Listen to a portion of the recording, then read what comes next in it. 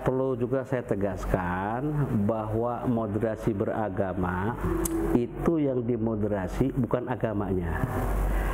Kalau agamanya, saya kira semua kelompok mesti mengaku bahwa dirinya adalah moderat, ya, karena itu sudah menjadi doktrin teologis kita sebagaimana disebutkan dalam Al-Quran, ya, umatan wasato dan seterusnya. Tetapi yang dimoderasi itu adalah cara beragamanya. Cara beragama, cara menyikapi agama lain, cara bagaimana menyikapi hubungan negara dengan masyarakat dan seterusnya. Jadi yang dimoderasi bukan agamanya, tapi cara beragamanya.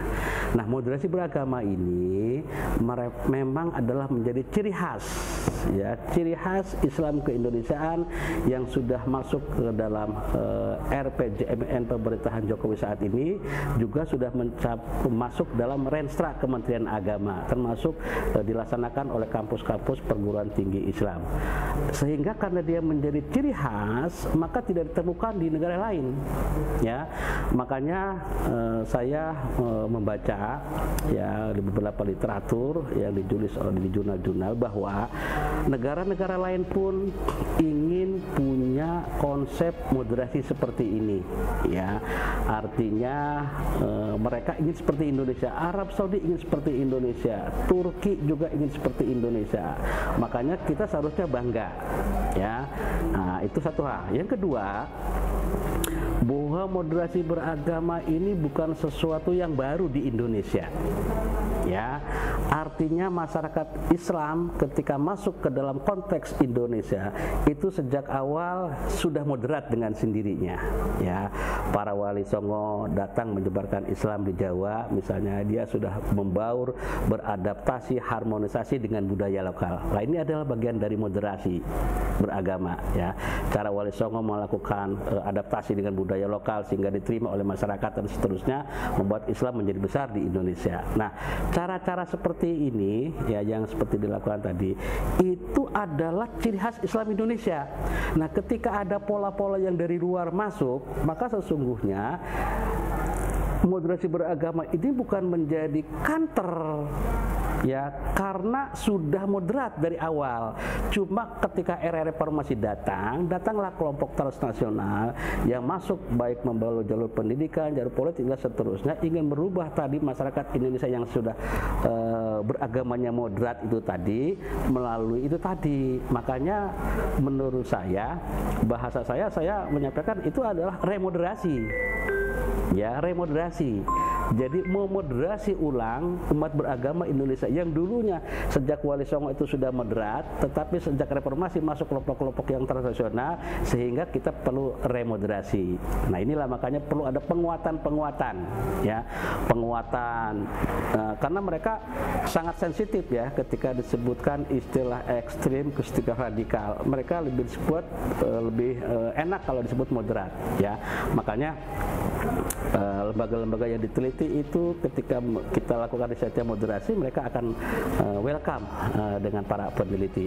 Oleh karena itu, menurut saya bahasanya bukan lagi narasi counter narasi, ya, tetapi adalah ta'ziz, ya, strengthening, penguatan, ya, atau remoderasi ulang, ya, memoderasi ulang, ya. Dengan itu maka kelompok-kelompok yang selama ini kemudian melakukan ideologisasi melalui jalur pendidikan, ya, otomatis hasil dari remoderasi ini akan melemahkan posisi mereka, ya.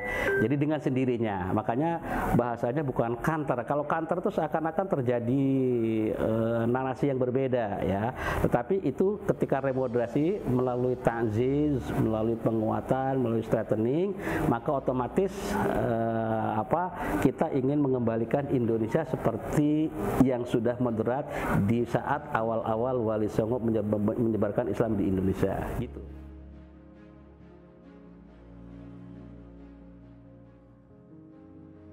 Salah satu langkah strategis untuk memoderasi kembali Islam Indonesia setelah mengalami penodaan, pencemaran dari kelompok-kelompok transnasional secara ideologis itu adalah ya melalui jalur pendidikan.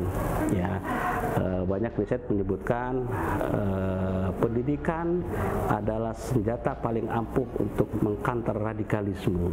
Ya, oleh karena itu bagaimana pendidikan memerankan, menguatkan moderasi ini. Ya, saya sudah banyak menulis terkait dengan ini, sesungguhnya bisa dibaca di artikel-artikel saya tentang bagaimana melakukan Indonesianisasi pendidikan Islam, ada langkah-langkah ideologis dan seterusnya. Tetapi yang terpenting dari itu adalah bagaimana lembaga-lembaga ini memiliki kemampuan untuk penguatan moderasi beragama ini tadi. Nah, caranya bagaimana? Nah, kalau kita lihat misalnya di sekolah-sekolah itu kita sudah ada ketentuannya sesungguhnya dari pemerintah, ada Kepdirjen tentang implementasi moderasi beragama di pendidikan Islam. Modelnya di situ disebutkan insersi.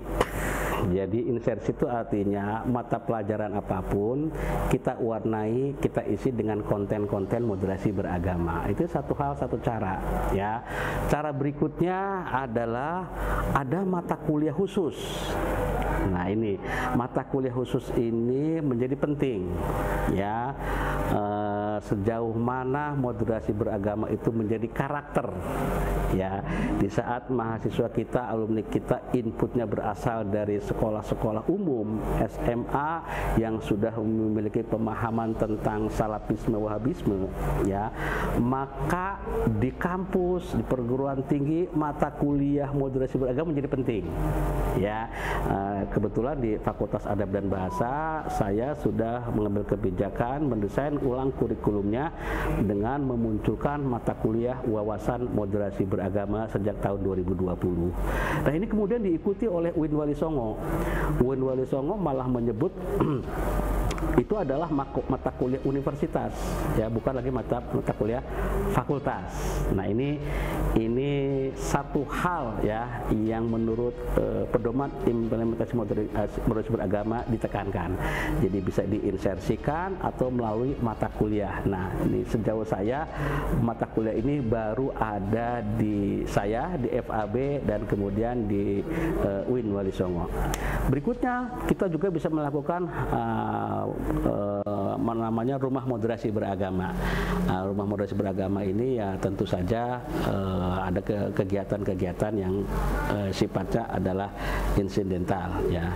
Nah, ini makanya saya memandang sebagai seorang yang menguasai menggeluti bidang pendidikan Islam, moderasi beragama itu bukan hanya sekedar materi, ya, tetapi adalah sebuah sikap, sebuah karakter. Ya, nah karena sebuah karakter, maka bagaimana karakter moderat itu dibentuk oleh anak didik, ya. Oleh karena itu, ketika pendidikan nasional itu adalah terpadu antara keluarga, masyarakat dan lembaga pendidikan, maka moderasi beragama itu bisa masuk ke situ, ya, melalui jalur-jalur tadi. Jalur insersi, kalau jalur insersi itu kelemahannya adalah tergantung gurunya, tergantung dosennya. Tetapi kalau melalui jalur mata kuliah tadi, ya insya Allah kita bisa masuk situ. Kenapa? Karena ketika moderasi beragama sebuah karakter, pertama yang penting diketahui adalah knowingnya dulu. Ya, bagaimana pengetahuan tentang moderasi beragama? Moderasi beragama itu apa? Nah, ini masuk ke mata kuliah. Ya, kemudian dari masuk mata kuliah ada misalnya saya menyebutnya ada 12 indikator, kemudian Kementerian Agama menyebutnya ada 4 indikator.